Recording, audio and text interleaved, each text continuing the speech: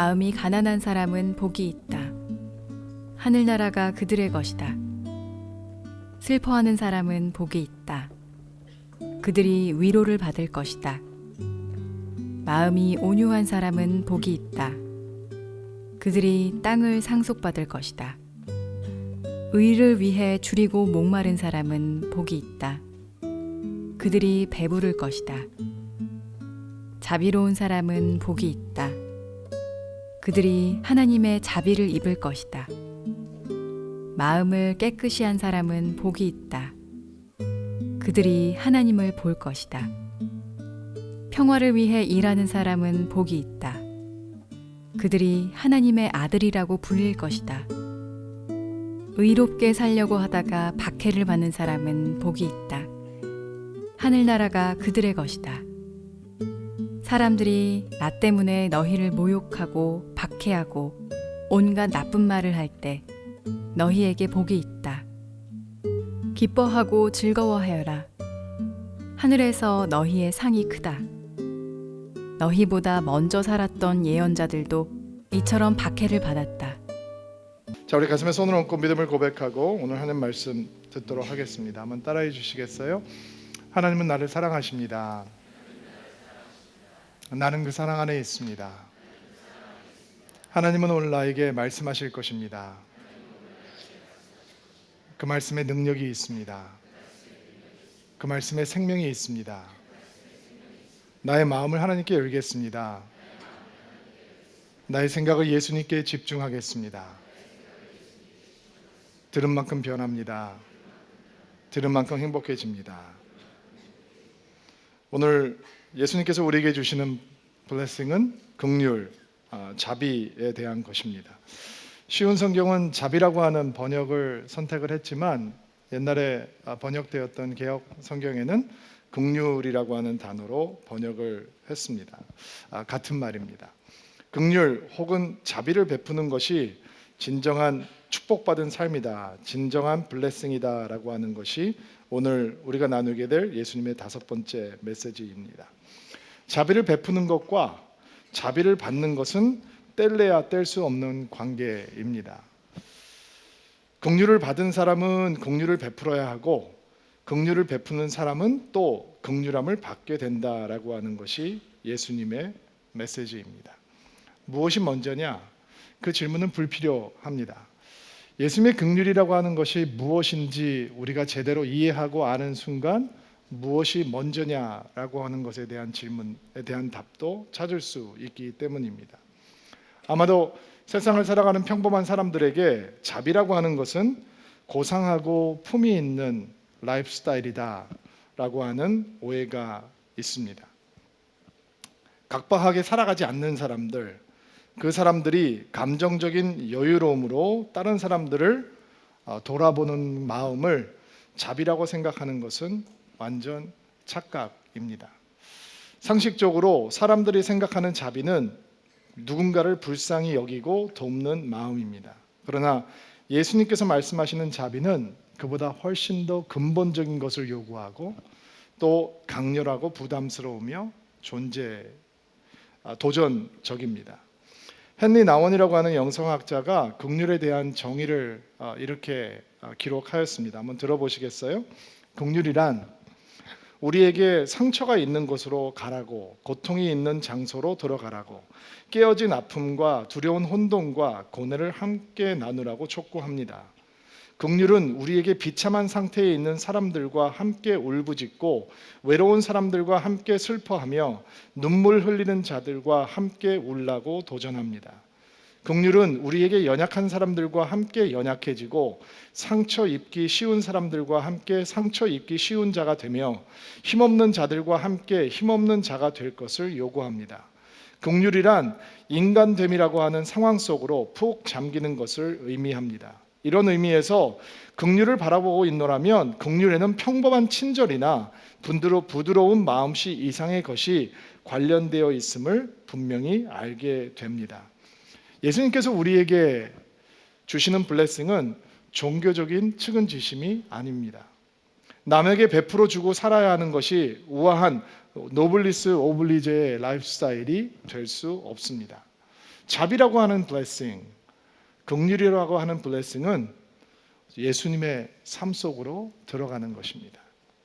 하나님의 삶 속으로 들어가는 것이기에 그것이 우리에게 상상도 할 수 없을 만큼 우리의 이해를 초월할 만큼 큰 블레싱이 되는 것입니다. 오늘은 우리 삶 속으로 들어오신 예수님의 긍휼, 예수님의 자비에 대해서 생각을 해보고 그 자비 속으로 뛰어 들어가는 시간을 좀 가져보려고 합니다. 주보에 노트를 하시는 분들은 노트 하시면 좋고요. 오늘은 핸드폰을 좀 꺼내시고 그래도 메인 포인트는 예수님께서 우리에게 주신 긍휼이라고 하는 것이 어떤 그림인지 메인 포인트는 핸드폰에다가 메모를 좀 해놓으시면 좋을 것 같아요. 그래서 때로는 여러분들이 끄집어내서 그것을 다시 한번 묵상하고 여러분 삶 속에 한번 돌아볼 수 있는 귀한 시간이 되기를 바랍니다. 첫 번째로 예수님에게 긍휼이란 함께 하는 것입니다. 예수님의 이름을 임마누엘이라고 하셨습니다. 하나님이 함께 하신다라고 하는 뜻이죠. 요한은 그 함께 해주시기 위한 예수님의 성육신 사건을 이렇게 설명했습니다. 말씀이 사람이 되셔서 우리 가운데 사셨습니다. 우리 가운데 거하셨습니다. 우리가 긍휼의 상식적인 정의, 즉 선행을 베푸는 고귀한 행위라는 개념 속에서 갇혀버린다면 우리는 절대로 하나님께서 사람이 되셔서 사람 가운데 함께 계셨다라고 하는 사실을 긍휼이라고 하는 것과 함께 같은 개념으로 이해하지 못할 것입니다. 우리는 다른 사람보다 더 빨리, 더 높이, 더 멀리 가는 것을 성공이라고 부르는 문화 속에서 살아가고 있기 때문에, 그리고 우리가 이해하는 긍휼조차 그런 경쟁 구도 속에서 이해하고 실천하고 있기 때문에 우리보다 경쟁에서 밀린 사람들에게 연민을 느끼고 친절하게 대해 주어야 한다라고 하는 것이 보통 사람들이 가지고 있는 상식적인 긍휼의 개념이기 때문에 예수님께서 우리를 긍휼히 여기셔서 우리와 함께 거하신다라고 하는 것을 긍휼로 받아들이기가 쉽지 않은 것입니다. 그러나 예수님의 긍휼은 우리와 함께 하심으로 시작됩니다. 하나님이 우리와 함께 거하십니다. 하나님이 사람이 되셨습니다. 여러분 생각해 보세요. 하나님은 영원하십니다. 근데 우리와 함께 하시기 위해서 시간의 틀에 스스로 갇히셨습니다. 하나님은 영이십니다. 그러나 우리와 함께 하시기 위해서 육체의 한계 속으로 들어오셨습니다. 하나님은 만유보다 크십니다. 그러나 우리와 함께 하기 위해서 여자의 태 속으로 들어가셨습니다. 하나님은 천지를 창조하신 창조의 주이십니다. 그러나 우리와 함께 하기 위해서 어린아이의 몸을 입으셨습니다. 하나님은 우주를 다스리는 분이십니다. 그러나 우리와 함께 하기 위해서 사람들에게 다스림을 받는 평범한 사람의 모습으로 이 땅에 오셨습니다. 생명을 만드신 분이 우리와 함께 하기 위해서 죽음에 붙잡힌 육신을 입으셨습니다. 예수님께서 우리를 긍휼히 여기십니다. 예수님께서 우리에게 자비를 베풀어 주십니다. 그래서 우리와 함께 하시는 임마누엘이 되시는 것입니다. 긍휼이란 함께 하는 것입니다. 예수님이 우리와 함께 하신 것처럼 우리가 긍휼을 보여야 되는 대상들과 함께 있어 주는 것이 예수께서 우리에게 가르치시고 보여주시는 긍휼의 시작입니다. 자, 또 하나 예수님께서 우리에게 보여주시는 긍휼의 모습은 예수님에게 긍휼은 목자가 되어주시는 것이었습니다. 마태복음에 보면 이런 말씀이 나옵니다. 예수님께서 사람들을 불쌍히 여기셨습니다. 그것은 사람들이 마치 목자 없는 양처럼 내팽개쳐서 고통을 당하고 있었기 때문입니다. 여러분, 당시의 사람들에게 종교가 없었습니까? 성전이 없었나요? 율법이 없었나요? 성경이 없었습니까? 전통이 없었나요? 그들에게도 다 그런 것이 있었습니다. 그러나 예수님께서 그들을 보았을 때 그들이 목자 없는 양들 같았습니다. 목자가 있다라고 하더라도 그들은 삭군 목자여서 위험이 닥치면 다 양을 놓고 도망가는 그런 삭군 목자들이었습니다. 그러나 예수님께서는 말씀하십니다. 나는 선한 목자다. 선한 목자는 양을 위해서 자기 목숨을 내어놓는다. 예수께서는 우리를 긍휼히 여겨주시기에 우리에게 목자가 되어 주시는 것입니다. 도둑은 죽이려고 오고 훔치려고 오고 파괴하려고 오지만 예수 그리스도께서는 우리를 긍휼히 여기시기에 우리 이 땅에 오셔서 우리의 목자가 되어 주시고 우리를 돌보는 자가 되어 주셔서 우리에게 생명을 얻게 하고 풍성히 얻게 하셨던 것입니다. 우리에게 자비를 베풀어 주시는 예수께서는 우리에게 목자가 되어 주십니다. 우리를 위해서 자기의 목숨까지도 내어 주시는 선한 목자가 되어 주시는 것입니다. 제가 신학교에 처음 들어갔을 때 정직하지 못하게 가끔 거짓말로 교수님들에게 이야기하고 좋은 학점을 얻을 수 있으면 컨닝도 불사하는 욕심 많은 신학생이었습니다. 저는 그래도 되는 줄 알았습니다. 그런데 저를 긍휼히 여긴 교수님이 계셨습니다.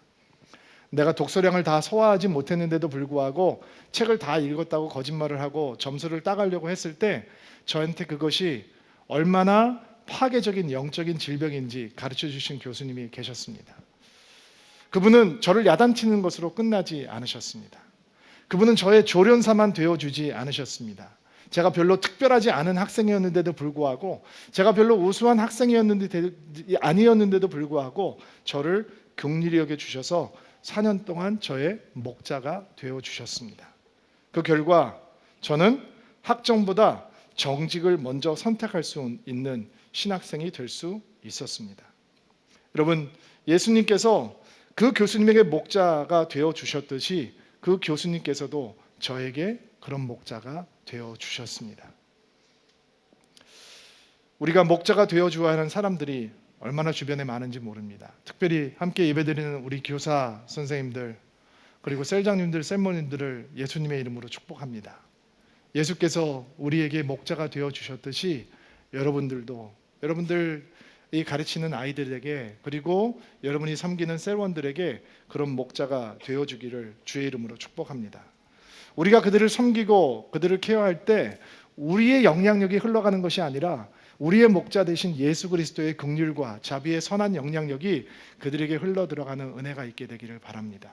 우리가 그들을 더 잘 섬기면 섬길수록 우리의 모습은 점점 사라지고 그들 마음 가운데, 그들 영혼 가운데, 그들 삶 가운데 오직 예수 그리스도의 모습이 충만하게 되는 은혜가 있게 되기를 주의 이름으로 축복합니다. 제 삶을 돌아보게 되었습니다. 저희 교회에 많은 부목사님들이 계시고 또 많은 부목사님들이 우리 교회 와서 훈련을 받고 또 그들의 삶의 부르심을 따라 가게 될 것입니다. 저는 그동안 우리 젊은 목사님들을 훈련하는 조련사의 역할을 감당해야 된다라고 생각을 하면서 목회를 했던 것 같습니다. 이번 주에 설교를 준비하다가 하나님께서 이런 깨달음을 주셨습니다. 그 교수님께서 저에게 목자가 되어 주셨던 것처럼 단순히 저에게 조련사의 역할이 아니라 나를 케어하는 선한 목자의 역할을 감당해 주셨던 것처럼 우리 교회에서 목회를 배우고 사역을 배우는 젊은 목사님들, 젊은 교육자들에게 내가 목자가 되어야 되겠다, 목자가 되어 주어야 되겠다라는 마음에 감동이 있게 되었습니다. 이것이 여러분에게 주시는 하나님의 긍휼한 마음이 되기를 주의 이름으로 축복합니다. 또 세 번째, 우리가 예수님에게 받은 긍휼의 모습은 어떤 긍휼이었냐면 예수님에게 긍휼은 진정한 만족을 주는 것이었습니다. 여러분, 요한복음 4장에 나와 있는 수가성에 있던 여인을 기억하십니까? 누구도 좋아하지 않는 여인이었습니다. 얼마나 사람들과 마주치기 원하지 않았으면 가장 태양이 뜨거운 시절에 골라서 우물가에 물을 길러 나왔던 여인입니다. 한없이 목마른 여인이었죠. 이 여인은 평생 갈증을 채우려고 했습니다. 그리고 그 갈증을 남자로 채우려고 했죠. 이 남자가 아니면 저 남자로, 저 남자가 아니면 또 다른 남자에게로. 그러나 어떤 남자도 그의 갈증을 채울 수가 없었습니다. 그런 여인에게 예수님께서 말씀하십니다. 내가 주는 물을 먹는 사람은 누가 되었건 간에 영원히지 목마르지 않을 것입니다. 내가 주는 물은 그 사람 안에서 계속 솟아나서 영원한 생명을 가져다 주는 우물이 될 것입니다. 당신이 만족할 수 있는 길은 또 다른 남자를 찾는 게 아니라 또 다른 남자를 찾아 헤매는 것이 아니라 내가 주는 이 물을 마시는 것입니다.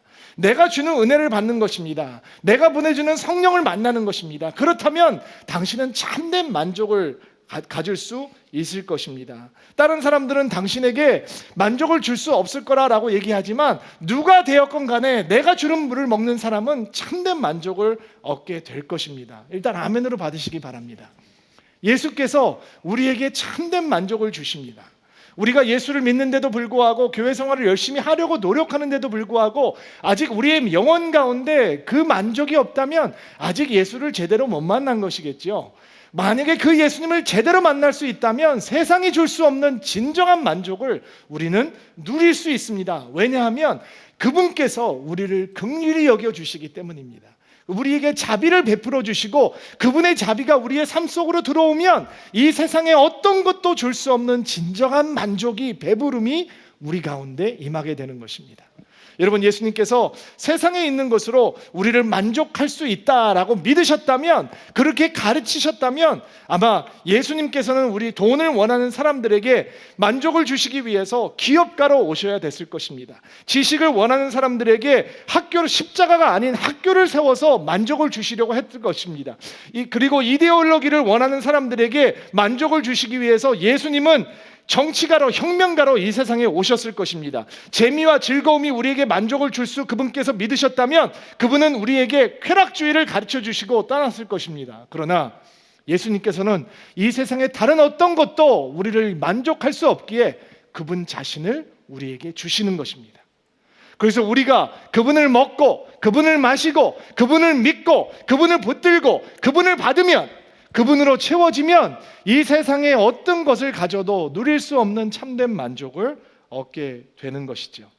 여러분, 오늘 주의 음성을 들으실 수 있게 되기를 바랍니다.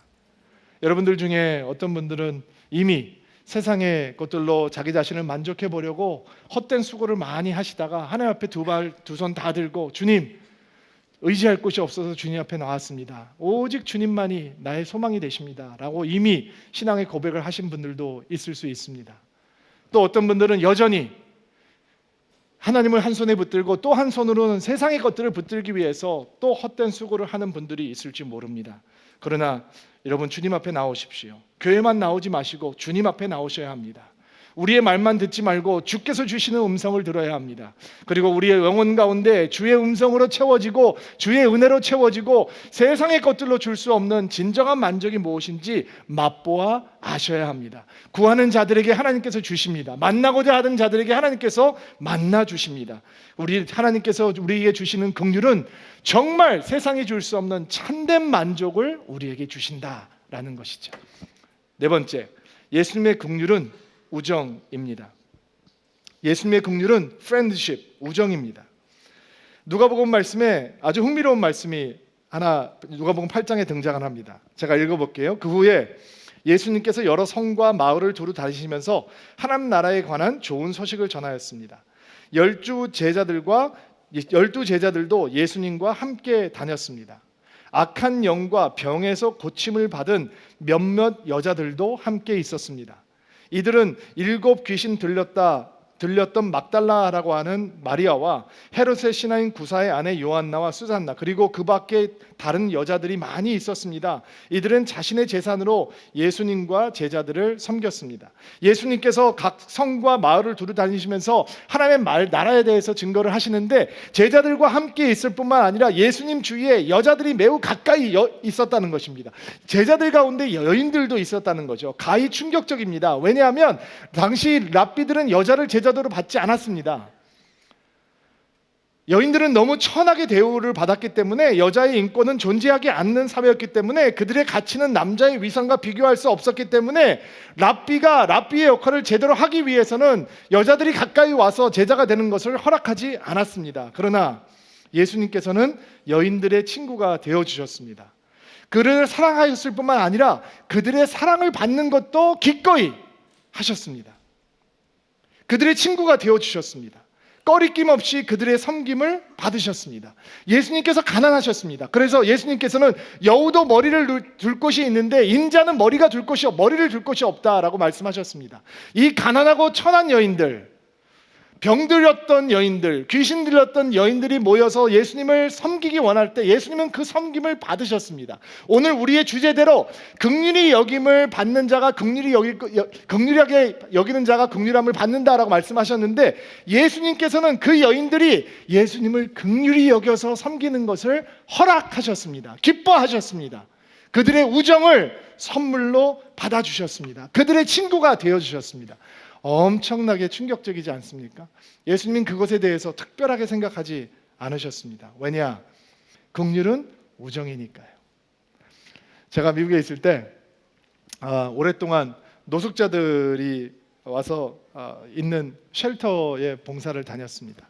지속적으로 꽤 오랫동안 봉사를 다녔는데 식사를 만들어서 준비해서 그들에게 밥을 주고 예배를 인도하고 또 저희는 때때로 성찬 예배도 그들에게 함께 드리고 음식을 서브해주고 청소하고 마무리하고 이런 일들이 이제 저희 교회가 그 선교 단체와 함께 했던 일들입니다.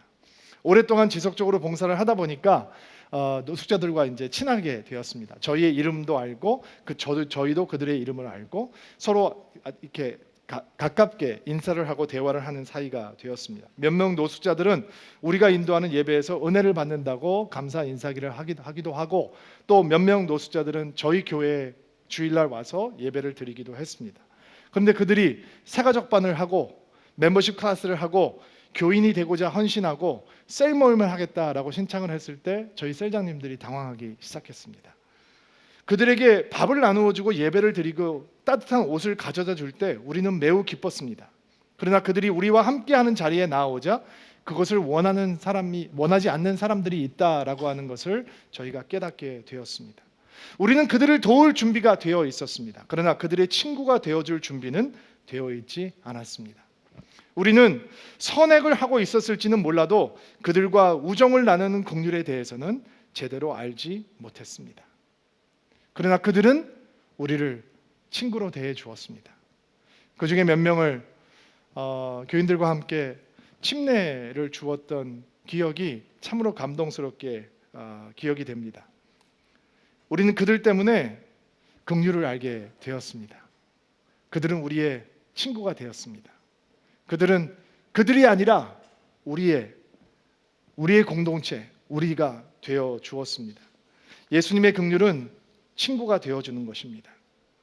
우정을 선물로 주는 것입니다. 예수님께서 이렇게 말씀하십니다. 내가 너희를 더 이상 종이라고 부르지 않겠다. 내가 너희를 친구라고 부르겠다.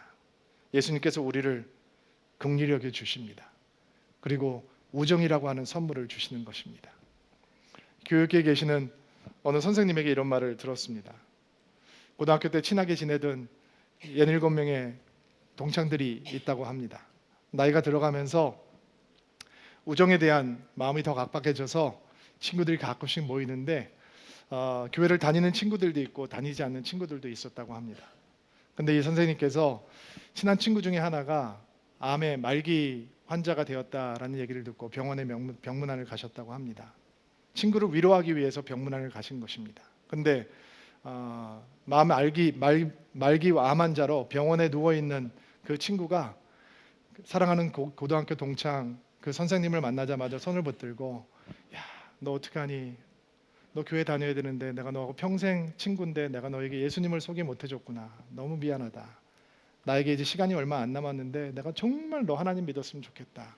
그리고 이분이 충격을 받았어요. 자기가 위로하러 갔는데 야 어떡하니 너 이제 곧 너 세상 떠나야 되는데 너 억울해서 어떡하니 이렇게 세상식으로 위로를 하러 갔는데 자기가 위로를 받고 자기가 불쌍히 여기기 위해서 갔는데 자기를 불쌍히 여기는 마음에 너무 충격을 받은 거예요. 그리고 이분이 심각한 평생 하나님에 대해서 생각을 안 하고 살다가 도대체 하나님이라는 분이 어떤 분이시기에 사람을 저렇게 바꾸는가라는 것에 이렇게 진지하게 고민을 하게 되셨다라고 하는 얘기를 들어보았습니다. 여러분 오늘 하나님 앞에서 한 가지 헌신을 해보실 수 있게 되기를 바랍니다. 친구 없는 사람들이 누가 있습니까? 여러분 인생 가운데 여러분 삶 속에서 하나님은 모르는 친구가 없는 분이 누가 있겠습니까? 자, 오늘 하나님 앞에 이런 헌신을 한번 해보시기 바랍니다. 하나님, 내 우정이라고 하는 선물이 하나님의 긍휼이 그들에게 흘러갈 수 있는 통로가 되게 도와주십시오. 전도라고 하면 나하고는 상관없어. 이게 무슨 뭐 교회도 지금도 복잡한데 사람은 자꾸 늘면 좋은 거 아니야. 교회는 작아야 맛이 있는 거지 커지면 복잡하고 힘들어. 교회가 커지면 목사들이 변하니까 교회 커질 필요 없어. 이렇게 생각하지 마시고 전도를 교회를 키우는 도구라고 생각하지 마시고 전도라고 하는 것을 생명을 낳는 일이라고 생각하시고 전도라고 하는 것이 예수 그리스도를 전해주는 일이라고 생각하시고 우리 교회 안 나와도 좋으니까 여러분 삶 가운데 매년 그래도 한 명씩은 주님 앞에로 여러분의 우정을 사용해서 우정이 통로가 되게 해서 예수를 증거하는 통로가 되게 해보시지는 않겠습니까? 여러분 가족 가운데, 여러분 이웃들 가운데, 여러분 동료 가운데, 친구들 가운데 예수님께서 여러분을 친구로 부르셨듯이 그들의 친구인 여러분을 통해서 하나님의 긍휼이 들어가는, 하나님의 자비가 임하는 통로가 되는 그런 결단의 은혜가 오늘 예배드리는 드림인들 가운데 있게 되기를 주의 이름으로 축복합니다. 아멘 하셔야죠. 다음 보게 되는 예수님의 긍휼은 언제나 파격이고 불편입니다. 예수님의 긍휼은 언제나 파격이며 불편입니다. 예수님의 자비는 언제나 파격을 요구하고 불편이라고 하는 헌신을 요구합니다. 여러분 성경에 나와 있는 유명한 선한 사마리아인의 비유를 기억하실 것입니다. 여리고로 내려가는 길에 한 사람이 강도를 만나서 길에 쓰러져 있습니다. 누가 보아도 그가 도움이 필요한 사람인데 제사장도 그냥 지나가고 레위진도 그냥 지나갑니다. 그러나 사마리아 사람이 그에게 달려가서 치료해주고 여관으로 데려가서 회복시켜주고 돈을 주인에게 주고 잘 보살펴달라고 부탁을 합니다. 돈이 더 들면 다음에 왔을 때 꼭 갚아주겠다고 약속까지 합니다.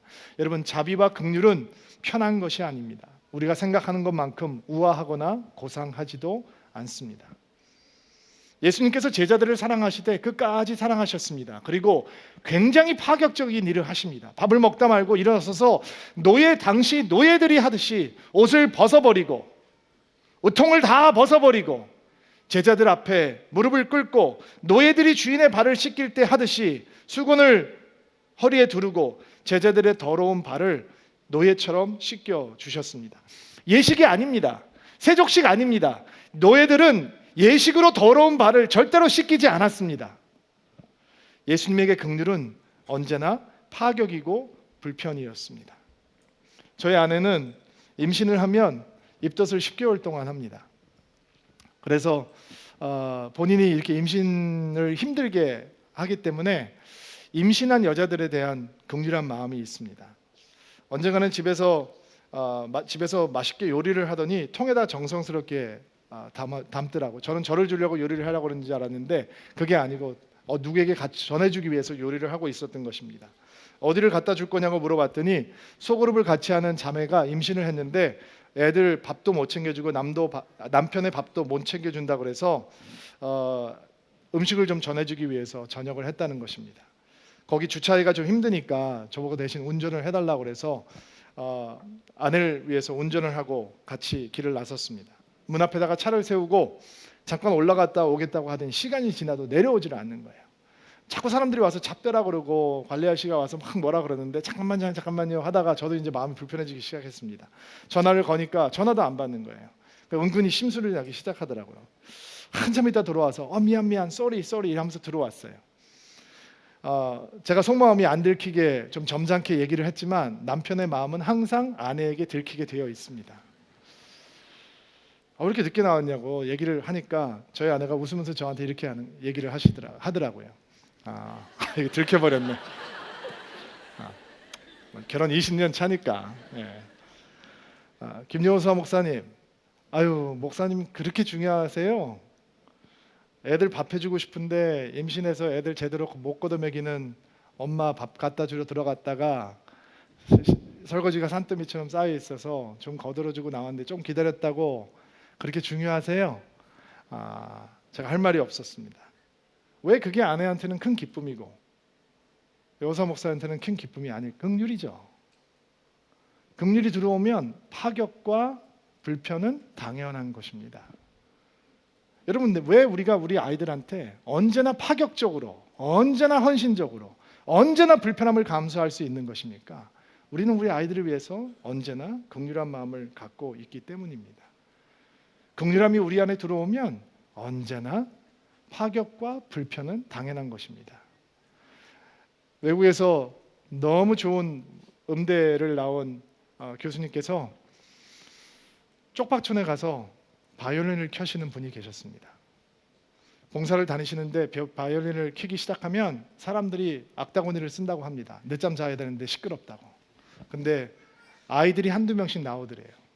어디 들어가 있는지도 모르는 아이들이 나오더래요. 그 아이들에게 악기를 주고 쪽방촌 한쪽 구석에서 바이올린을 가르치고 그 아이에게 음악의 아름다움을 가르쳐주고. 여러분, 긍휼은 언제나 파격이고 언제나 불편함을 동반하는 것입니다. 또 하나, 예수님에게 긍휼은 터치입니다. 터치. 예수님께서 문둥병자를 고치시는 장면을 보면 손을 내밀어서 만지시면서 고쳐주는 장면이 있죠. 당시 문화적인 전통은, 율법적인 전통은 절대로 문둥병자를 만지지 않았습니다. 그래서 문둥병은 단절의 병이었습니다. 그러나 예수님의 긍휼은 만질 수 없는 사람들을 만지게 하였습니다. 예수님의 긍휼의 터치가 육신의 질병뿐만 아니라 마음의 질병, 영혼의 질병까지도 다 치유해 주시는 거죠. 그를 만지면 부정해지는데도 불구하고 그를 사랑하고 긍휼히 여겨서 부정해지는 것을 마다하지 않으셨던 예수님의 터치가 바로 긍휼의 모습인 것입니다. 자신이 문둥병자가 된 이후 아마 처음 느껴보는 사람의 온기였을 것입니다. 그 사람의 온기가 예수님의 터치를 통해서 문둥병자에게 다가왔습니다. 전혀 만질 수 없는 사람, 만지면 안 되는 사람, 그를 향해서 손을 뻗는 것이 예수님의 긍휼입니다. 저희 교회에서 협력하는 고아원 중에 태국 치앙마이에 있는 아가페 고아원이라고 하는 곳이 있습니다. 저희들이 매년 아우리치를 나가는 곳이기도 합니다. 갓난아이부터 큰애들까지 약 100여 명의 아이들이 있는 곳인데 전원 HIV 복인자 아이들을 키우는 곳입니다. 봉사자들과 직원들도 HIV 복인자들이 많이 있습니다. 처음에 저희 성도들과 함께 그곳을 갔을 때 그들이 HIV 복인자이기 때문에 그 아이들과 함께 마음껏 놀고 마음껏 만지고 하는 것을 좀 두려워하는 분들도 계셨습니다. 많이 접해보지 못해서 그런 거죠. 근데 요즘은 그 아이들이 약을 먹지 못할 때는 에이즈라고 발병이 돼서 죽는 아이들도 많았는데 지금은 약이 너무 좋아지고 약도 풍성해져서 발병하지 않고 보통 아이들처럼 건강하게 보통 학교 다니면서 잘 살고 있습니다. 그런데 그 고아원의 뒤편에 가면 에이즈로 죽어가는 병자들이 있는 호스피스 병동이 있습니다. 보통 대부분의 곳에서는, 대부분의 기관에서는 에이즈가 걸리면 갖다 버리거나 포기를 해버리는데 이들이 예수 그리스도의 사랑 안에서 고귀하게 죽음을 맞이할 수 있도록 돌보는 병동입니다. 그것을 처음 방문했을 때 담당 사역자들의 요청으로 그것을 신방하고 거기에 있는 환자들을 위해서 기도하기 위해서 들어갔습니다. 저희 팀들은 들어가지 않는 곳인데 근데 가니까 병상에 누워있는 환자들이 있더라고요. 그 몰골이 참 처참했습니다. 이들을 위해서 목사님 기도를 해주십시오. 손을 잡고 안수를 해야 하는데 저도 에이즈 환자를 위해서 기도해보는 것이 처음인지라 내가 어떻게 해야 되지? 좀 머뭇거렸던 게 거기를 섬기고 있는 호주 선교사님의 눈에 띄었던 것 같습니다. 그리고 저를 보면서 웃으면서 이렇게 얘기를 하더군요. 목사님 괜찮습니다. Pastor, it's okay. 그래서 저는 그의 손을 붙잡았습니다. 이 터치라는 게 참 기가 막힌 거예요. 여러분 그냥 이렇게 볼 때와 내가 그의 죽어가고 있는 또 하나의 형제 자매의 손을 붙들고 그의 온기를 넘기는 순간 예수님의 긍휼이 흘러가기 시작합니다. 내가 한 번도 만나보지 못한 사람을 위해서 눈물을 흘리고 내가 그의 손을 붙들고 내가 그의 머리에 손을 안수하고 기도하는 순간 그의 손이 나의 손을 꽉 붙들고 말은 안 통하지만 영으로 받아들이는 그 기도의 아멘 소리가 저의 마음을 감동하기 시작했습니다. 문둥병자들 마을에서 문둥병자들과 예배를 한번 드려본 경험이 있습니다. 저는 그들이 문둥병자이기 때문에 그들과 같이 밥을 먹지 않고 예배만 드리고 나오고 싶었습니다. 근데 결국은 그들과 함께 밥을 먹게 됐습니다. 굉장히 쭈삣쭈삣하고 있는 저에게 함께 갔던 선교사님이 그들과 함께 같이 소스에 밥을 찍어 먹고 그들과 함께 어울리는 것을 보고 내 마음이 부족한 것을 주님 앞에 회개하고 그들과 함께 같이 밥을 먹고 그들의 소스에 밥을 함께 찍어 먹고 그들과 함께 부둥켜 안고 기도하고 그들과 함께 식탁을 나누는데 이게 감동이 설교할 때 감동과 다른 거예요. 여러분 터치가 긍휼입니다. 저는 제가 한국 목회를 하면서 제일 아쉬운 건 터치가 좀 부족하다는 거예요. 다 끌어안고 안아주고 축복하고 싶은데 한국 문화 정서상 그렇게 하면 어려움이 많이 있으니까 여러분 자매들끼리 형제들끼리 많이 하시기 바랍니다. 교회 오면 안아주고 서로 안아주고, 형제님 반갑다고 인사해주고, 자매님 반갑다고 인사해주고, 그러면 여러분 교회 오고 싶어집니다. 왜 아멘 안 하실까? 여러분, 이런 예수님의 자비, 예수님의 긍휼, 예수님의 눈물을 어떻게 배울 수 있을까요? 여러분, 예수님의 눈물은, 예수님의 자비는, 긍휼은 언제나 아래로 흘러갑니다. 낮은 곳으로, 아픈 곳으로, 고통이 있는 곳으로, 소외된 곳으로 눈을 돌리면 거기에 예수님의 눈물이, 예수님의 긍휼이 고이고 있다는 것을 알게 될 것입니다. 예수님께서는 높은 곳에서 맨 밑바닥으로, 정복에서 패배로, 부유함에서 가난함으로, 승리에서 고난으로, 삶에서 죽음을 향해 움직이신 분이시기에 당연한 것이지요. 여러분, 내가 아프지 않다라고 얘기하는 사람들, 나는 낮은 사람이 아니라고 소리치는 사람들, 나는 힘이 있다라고 주먹을 불끈지는 사람들은 예수님의 자비를 원하지 않을 것입니다. 예수님의 자비는 내가 마음이 가난하다고 고백하는 사람들에게, 자신의 가슴을 치고 슬퍼하며 애통하는 자들에게, 예수님의 마음의 온유함을 소망하는 자들에게, 하나님을 갈망하고 목말라 하는 사람들에게 흘러가는 것입니다. 그래서 그 긍휼이 우리의 삶으로 들어오는 것이죠. 흘러가게 하시기 주의 이름으로 축복합니다. 이번 주 여러분들은 많은 사람들을 만나게 될 것입니다. 여러분의 삶의 현장은 수많은 사람들로 채워지게 될 것입니다. 어떤 사람들은 매우 사랑스럽지만 어떤 사람들은 매우 심술깊고 꼬부라지고, 어떤 사람들은 거칠고 우리를 분노하게 하고 슬프게 하기도 할 것입니다. 그러나 바로 그들에게 바로 이 예수님의 긍휼이 흘러가는 통로가 여러분이 되시기를 주의 이름으로 축복합니다. 여러분은 조용히 눈물 흘리는 사람들을 만나게 될 것입니다. 실망하고 좌절하고 낙심한 사람들을 만나게 될 것입니다. 고난과 고통 가운데 있는 사람들을 만나게 될 것입니다. 아픈 사람들을 만나게 될 것입니다. 여러분을 통해서 우리가 이야기한 바로 그 긍휼이 흘러갈 수 있도록 하시기를 바랍니다. 우리를 대적하고 욕하고 거짓말하고 뒷담화하고 술수 부리는 사람들을 만나게 될 것입니다. 싸우지 마십시오. 우리가 오늘 이야기한 예수님의 긍휼이 우리를 통해서 흘러갈 수 있게 그 통로가 되시기를 주의 이름으로 축복합니다. 예수님의 말씀처럼 많이 용서받은 자가 많이 사랑하는 것입니다. 예수님의 자비함으로 가득해지는, 예수님의 긍휼로 가득해지는 한 주가 되기를 주의 이름으로 축복합니다.